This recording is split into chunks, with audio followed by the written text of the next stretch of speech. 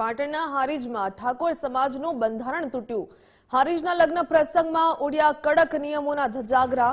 સમાજની બહાર કરાયેલા કલાકારે કર્યો બંધારણનો ભંગ। અર્જુન ઠાકોર, ગબ્બર ઠાકોરની હાજરીમાં રાસ ગરબા।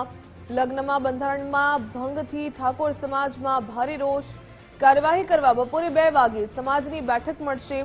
બેઠકમાં લેવાનારા સંબંધિત જે કડક નિર્ણયો છે તેના પર સૌ કોઈની મીટ મંડાઈ।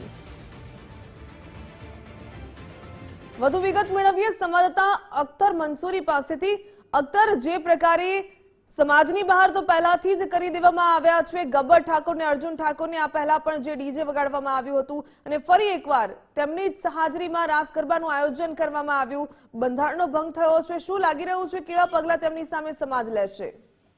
ચોક્કસથી જે સમયથી ઠાકોર સમાજનું બંધારણ કરાયું છે ત્યારથી ક્યાંક ને ક્યાંક છાસવારે કે બંધારણ તૂટતા હોય છે। ત્યારે એક અર્જુન ઠાકોરને પણ જે સમાજ બહાર મૂકવાનું એક આવ્યું હતું, જે વખતે તેમને બંધારણ તોડ્યું હતું ત્યારબાદ ફરી એક વખતે હારીજના અંદર જે અર્જુન ઠાકોર જે છે તેના જ કહી શકાય કે તેના શાસ્ત્રીય પક્ષના અંદર એક લગ્ન પ્રસંગ હતો ને ત્યાં એક ડીજેના એનો પ્રોગ્રામ હતો। ત્યાં કહી શકાય કે એક સાથે જ ત્યાં પણ એક બંધારણ તૂટ્યું છે ને હારીજના અંદર બીજા પણ 2 બંધારણ તૂટે છે, બીજા સમાજના અંદર પણ તૂટે છે। પરંતુ કહી શકાય કે ઠાકોર સમાજના અંદર આ જાન્યુઆરી જે રીતે વાંકાનેરના અંદર જે રીતે સમાજનું બંધારણ ઘડવામાં આવ્યું હતું ત્યારબાદ વારંવાર જે છે બંધારણ તૂટવામાં ફરી વખતે અર્જુન ઠાકોરને સમાજ બહાર મૂક્યા બાદ ફરી વખત અર્જુન ઠાકોરના જે છે કે તેના શાસ્ત્રી પક્ષના અંદર કાકા સસરાના ઘરે ત્યાં મબુજી ઠાકોરના ઘરે પ્રસંગ હતો ને ત્યાં ડીજેના કહી શકાય કે તેને લગ્ન પ્રસંગના અંદર જે બંધારણ હતું તે બંધારણ તોડવામાં આવ્યું છે। પરંતુ કહી શકાય કે જે ઠાકોર સમાજના અંદર જે બંધારણની અવગણના કરીને વારંવાર જે છે તેને તોડવામાં આવે છે ત્યારે આજે